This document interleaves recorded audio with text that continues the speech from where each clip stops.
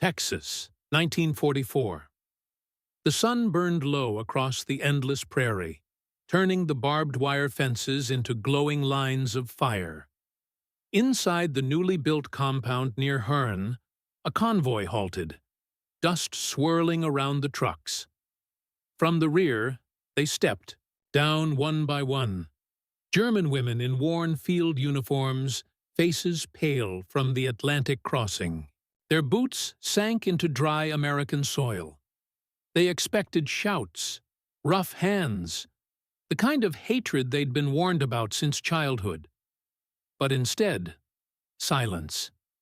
At the gate stood a group of American guards, men in sun-faded hats, the kind more at home in cattle pens than battlefields. Cowboys, not killers. One tipped his hat. Another offered water from a dented canteen. The women stared, uncertain if it was a trick. After years of war, they could not imagine kindness without a reason. Yet that evening, as the sky turned crimson, and the first stars came out over the Texas plains, something began to change, quietly and forever. The question was, why did it happen here? By 1943, the war had spread across every ocean, but few Americans realized that thousands of enemy soldiers, and even a handful of enemy women, would soon live among them. When the Allied front advanced across North Africa and Italy, entire German units surrendered by the thousands. The British and Americans faced a logistical nightmare: how to feed, guard, and house so many prisoners in lands already scarred by war. The United States offered the one resource Europe could not: space. Vast, empty land, rail lines, and a network of rural communities capable of sustaining large camps. By mid-1943, the U.S. War Department had authorized more than 500 prisoner-of-war camps across the country. Texas alone would host nearly 80,000 Germans, more than any other state. Most were men, infantry, Luftwaffe ground crews, and sailors. But a few convoys brought nurses, female auxiliaries, and civilian women swept up by circumstance. They were transported quietly, without announcement. For security reasons, the government avoided public attention, assigning these women to isolated compounds within existing camps. To local Texans, the idea was surreal. Cowboys and farmers who had grown up hearing about German U-boats off the coast now found themselves working alongside captured Nazis in cotton fields and orchards. Yet many of the prisoners did not fit the propaganda image of a fanatic enemy. They were weary, sunburned, polite. Some even spoke English learned before the war.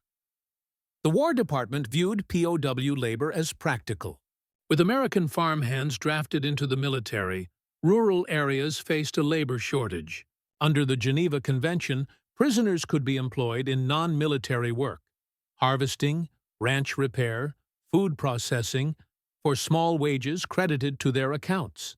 In Texas, that meant German captives often found themselves under the open sky, working beside ranchers who carried pistols and wore spurs instead of uniforms. For the German women, the experience was even more disorienting.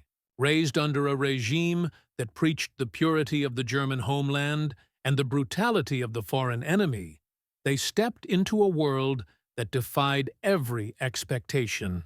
The smell of horses, the laughter of local families, the casual courtesy of American guards. It all felt like another planet. But not everyone approved. Local newspapers worried about fraternization. Military officials tightened regulations. The enemy must remain the enemy, one colonel reminded his staff. Yet in daily life, barriers proved harder to maintain. When a woman prisoner offered thanks after being given food or medical care, many Texans responded instinctively, not as conquerors, but as neighbors. The war still raged an ocean away. But behind the barbed wire of the Texas plains, a quiet experiment in humanity had begun, one that neither side had planned. At first light, the camp came alive to the whistle of the guard's horn. The sound echoed across the prairie, scattering crows from the fence posts. Inside the compound, rows of wooden barracks stood in perfect military order, each identical. Each painted the same dull brown to fade against the landscape. The women's section was smaller, fenced off within the larger camp. It housed nurses from the Luftwaffe auxiliaries, female clerks from the Wehrmacht offices, and a few civilians caught in wartime roundups. Their days followed the rhythm of discipline: roll call, breakfast, assigned labor, evening inspection. Guards noted every movement, but within the strict order, there were quiet moments of humanity. A shared joke with a medic, a guard looking away as a prisoner paused to pick a wildflower near the fence. Rations were plain but adequate: white bread, beans, coffee, and occasionally meat. Many POWs gained weight after capture, astonished at the abundance compared to the scarcity back home. The Americans, bound by the Geneva Convention, took pride in their fairness. "We feed them like our own boys," one officer wrote in a 1944 report. Outside the wire, the rhythm of Texas life continued. Cattle drives, church picnics, harvest season. Local ranchers saw the prisoners as a godsend during labor shortages. Under supervision, the women sewed uniforms, canned vegetables, or sorted cotton by hand. They worked quietly, eyes down, but curiosity soon replaced fear. The guards were not cruel. The ranchers paid fair wages. Sometimes a farmer's wife would leave a pitcher of cold tea nearby, officially forbidden, but rarely punished. The contrast was profound. In Germany, Allied prisoners often faced humiliation or suspicion. Here, the enemy was treated with procedural respect, not friendship, but something that felt close to decency. The American guards, many of them from small towns, viewed cruelty as unnecessary. "They're people, same as us," one sergeant from Abilene was quoted saying. "War just put 'em on the wrong side of the fence." Still, tension lingered beneath the surface. Locals whispered about the German women: exotic, dangerous, perhaps spies. Some townspeople complained to newspapers that the POWs were living too well.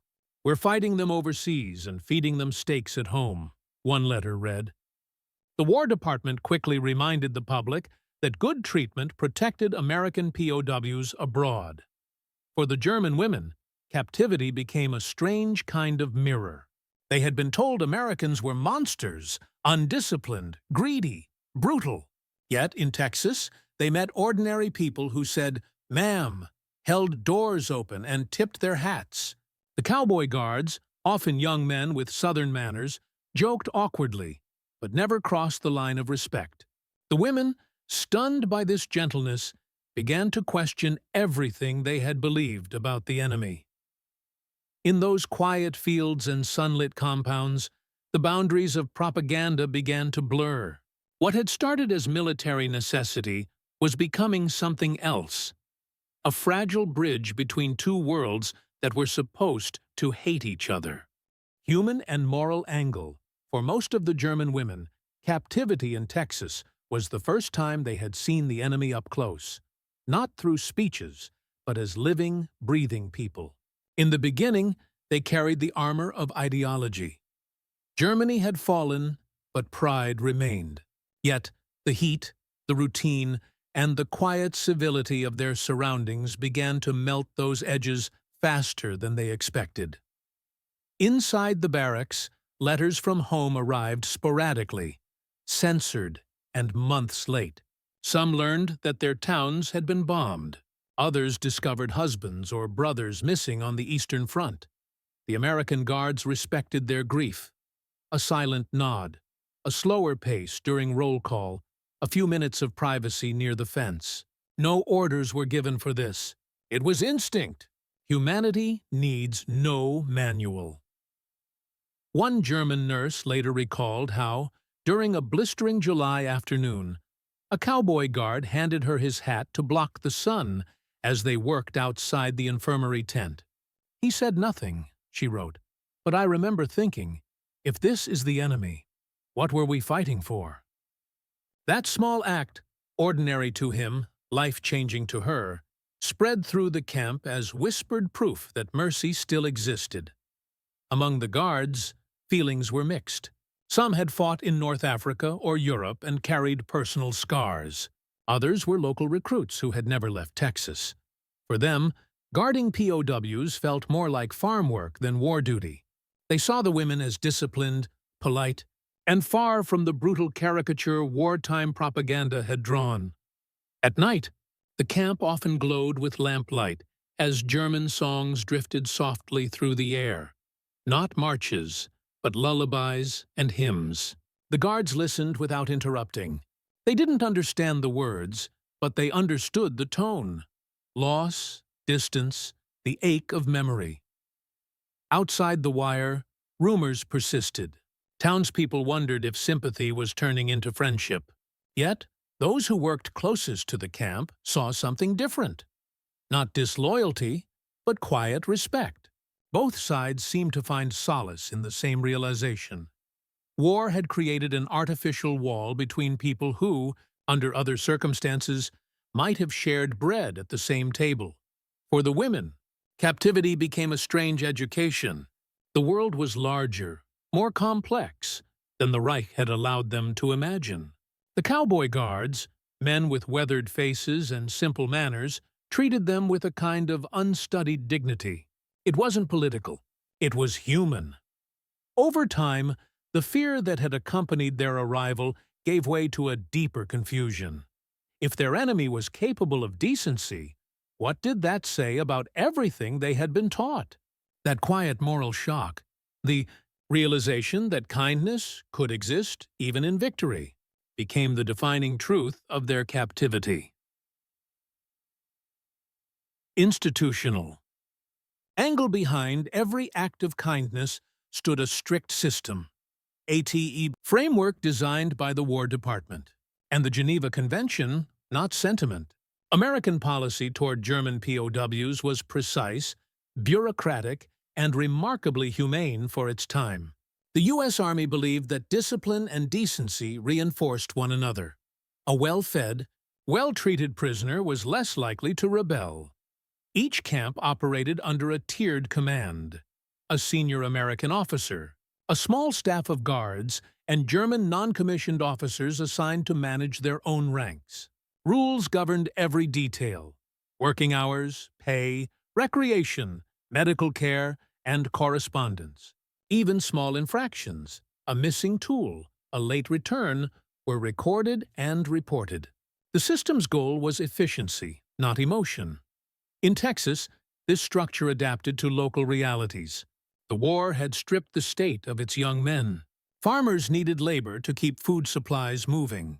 POW work programs became the solution. Ranchers signed contracts with the government to hire prisoners under armed supervision. The women, less suited for heavy field labor, were assigned to tasks requiring precision and patience: tailoring, canning, cleaning, or sorting grain. To the American officers, these arrangements made sense. Productive prisoners meant less tension. The camp commander at Hearn once noted in his log that idleness breeds trouble, labor restores order. That principle guided most operations. The work, though modest, gave the prisoners a rhythm, a way to pass the endless months of waiting for the war to end. The local cowboy guards, often members of the Texas State Guard or ranch hands deputized for duty, brought a different discipline. They enforced the rules firmly, but without the bitterness that came from frontline combat. For them, the job was practical: keep order, protect property, finish the harvest. When a prisoner worked hard, she earned quiet respect. When she disobeyed, punishment was swift but measured: isolation, ration cuts, or revoked privileges, never cruelty. American intelligence officers observed that the approach worked. Escape attempts were rare, violence almost non-existent. Many POWs, male and female alike, came to see Texas as a paradox, a prison that felt freer than the dictatorship they'd left behind. Propaganda units within the U.S. Army noticed this effect and quietly encouraged it. They allowed limited access to newspapers, even newsreels showing American prosperity and civil rights. Subtle reminders of what a democratic system could look like. The policy was psychological as much as logistical. By treating prisoners fairly, the Americans hoped to plant doubts about Nazi ideology long before the war ended. The easy result was something no one had predicted: cooperation that began from necessity but evolved into reluctant mutual respect. What had started as a mechanical program of wartime labor became a living study in post-war reconciliation. The EE system held steady until one event tested it to its core, a moment when fear and compassion collided. Under the burning Texas sun, it began with a storm. June 1945. The war in Europe was over, but the camps in Texas still held thousands awaiting repatriation.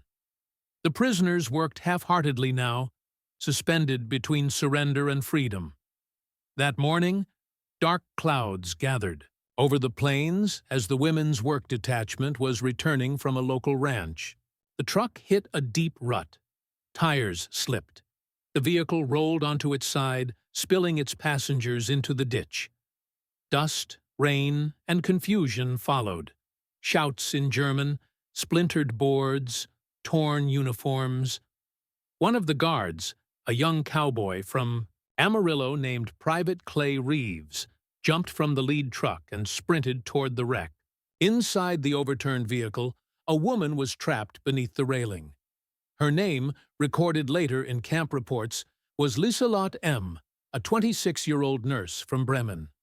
The other guards hesitated. Regulations forbade physical contact unless absolutely necessary. But Reeves ignored the rule. He wrenched the door open, reached into the wreck, and pulled her out through the rain and mud. Her arm was broken.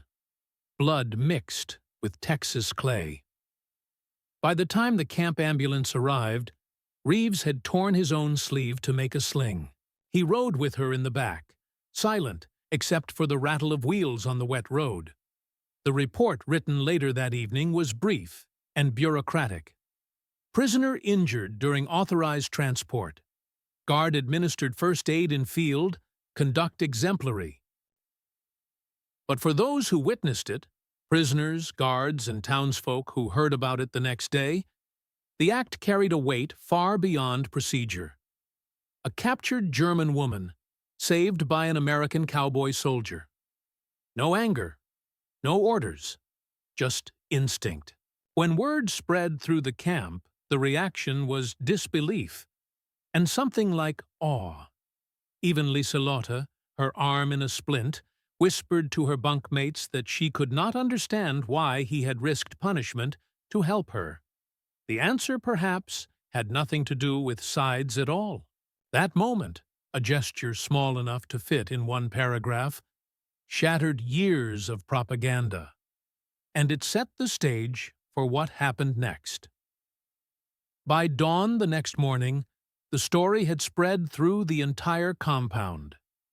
The women gathered near the infirmary fence, whispering about the guard who had broken orders to save one of them. To the German prisoners, it seemed impossible. An American soldier, acting not as a captor, but as a man moved by simple compassion. The camp command heard about it too. Officially, Reeves had violated the no-contact directive. Unofficially, no one wanted to punish him. His superior, Captain Thomas Willard, reviewed the report in silence, then signed it with a single comment: "Human response justified under emergency conditions." The document disappeared into the files, never mentioned again, but among the prisoners, something profound shifted.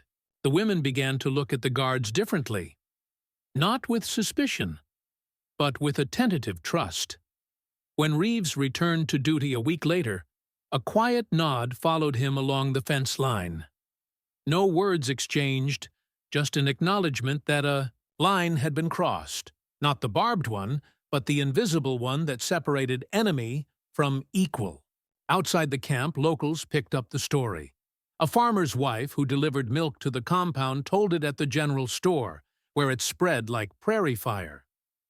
"That cowboy," she said, "pulled a Nazi girl right out of the mud." Most expected outrage. Instead, there was silence. The kind of silence that comes when people realize they've seen something that defies the rules but feels right. For weeks, morale inside the camp softened. The women, once wary and withdrawn, volunteered for extra shifts in the sewing hall. They wrote shorter, calmer letters home. The guards, in turn, eased their tone. Orders were still orders, but they no longer needed to shout them. The war was ending, yet this small act had created something neither side understood: a space between victory and forgiveness.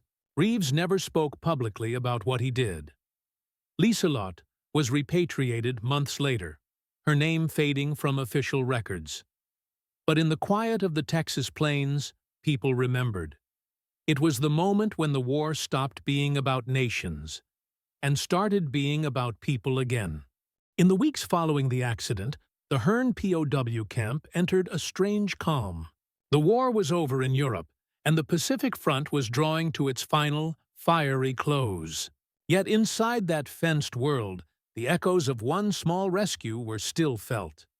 When the next inspection team from the War Department arrived, they found the camp spotless, morale high, and discipline intact. The report praised the guards' conduct and noted exemplary cooperation between prisoners and staff. Nowhere did it mention the truck accident or Private Reeves by name. But those who lived there knew the true reason for the peace that followed. Lieselot's recovery was steady. She returned to light work in the infirmary, her arm wrapped in clean bandages she had helped change herself. Whenever Reeves passed by, she stood a little straighter, nodding without a word. The American guards noticed, quietly approving, though none spoke of it.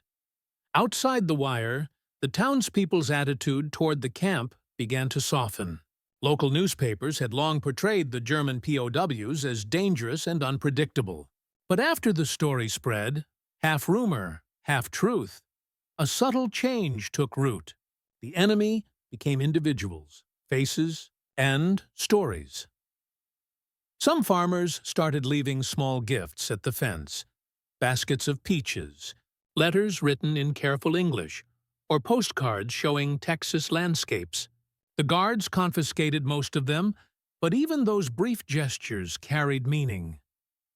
To the War Department, this outcome was exactly what they'd hoped for: proof that humane treatment worked. To the people who witnessed it, it was something deeper: a quiet reckoning with their own humanity after years of hatred. For the German women, the Texas sky had once symbolized captivity. Now it symbolized something else: a space where the war's poison no longer reached. They began to believe they could survive not just the end of the war, but whatever came after it. Still, the story was far from over. Repatriation loomed, and with it came new questions. What would happen when these women returned to Germany carrying memories that no one back home could understand? When repatriation finally began in late 1946, the Texas camps emptied in slow waves. Trucks rolled out before dawn, carrying the German prisoners toward rail stations that would take them to the ports. For most of the women, the journey home was not a return, but a step into uncertainty. Germany lay in ruins. Cities they had once known were now piles of stone and ash. Before departure, each prisoner received a small envelope: identification card, ration papers, and a photograph taken at the camp. In some of those photos, faint smiles appeared, hesitant and human. The women who had arrived, terrified and defiant, were leaving changed, not in allegiance, but in understanding. Lieselotte was among the last to leave. Her arm had healed. The scar remained. According to camp records, she left a short letter behind, written in neat German script. It read only, "To those who showed mercy, thank you. We will remember." The note was found by a clerk weeks later and quietly filed away. For the Texans who had guarded them, the end of the POW program felt strangely hollow. Many of the cowboy soldiers returned to their ranches or small-town jobs, carrying stories they rarely told. Some spoke of discipline, others of odd friendships, but most simply said, they weren't what we thought they'd be. In post-war Germany, the experience of POW women in America remained largely untold. Few believed their accounts of fair treatment, laughter with guards, or the strange warmth of the Texas plains. No one at home could understand, one former prisoner wrote decades later. To speak kindly of the enemy was to invite shame. By the 1950s, the camps were gone, dismantled, plowed under, turned back into farmland. Only faint traces remained, concrete foundations hidden under grass, the ghost outlines of fences long rusted away. Yet for those who had lived inside, the memory endured. The story of the cowboy and the nurse became quiet legend, passed from one family to another, never written in official histories, but never completely forgotten. It was proof that even in the machinery of total war, a single act of instinctive decency could leave a mark deeper than any weapon. And from those fading footprints in the Texas soil, a question lingered. What did that brief kindness mean in a world still trying to rebuild its humanity? War has a way of stripping people down to their simplest truths. Beneath the flags, the orders, and the hatred, what remains are instincts. The same ones that decide whether a man reaches for a weapon or a wounded stranger's hand. In Texas, far from the front lines, that instinct revealed itself quietly. No parades, no speeches, just a handful of guards and a few frightened women who discovered that mercy could survive even inside a prison fence. Theirs was not a grand story of heroes and battles, but a smaller one, the kind that history often overlooks because it does not fit into victory or defeat. Yet perhaps those are the stories that matter most. The day Private Reeves lifted Liselott from the mud, neither of them thought they were changing anything. But in that instant, the idea of the enemy cracked. And through that crack, a little light entered. The first light of a world trying to remember what humanity looked like. For the German women, America became a strange paradox, a land that captured them but treated them as human. For the Texans, it was a mirror, showing that strength need not mean cruelty. The war would end, and the headlines would move on to politics, treaties, and rebuilding. But the true measure of civilization is not found in the aftermath of conquest. It is found in the moments when compassion chooses to exist in spite of it. The fences rusted. The camps vanished. But the story remained, somewhere between a memory and a legend, whispered across generations of families who once stood on opposite sides of the same wire. And so, on those wide Texas plains, where cattle once grazed over forgotten foundations, the lesson still lingers, that even in humanity's darkest hours, decency can bloom in the dust, quietly, without witness, but forever real.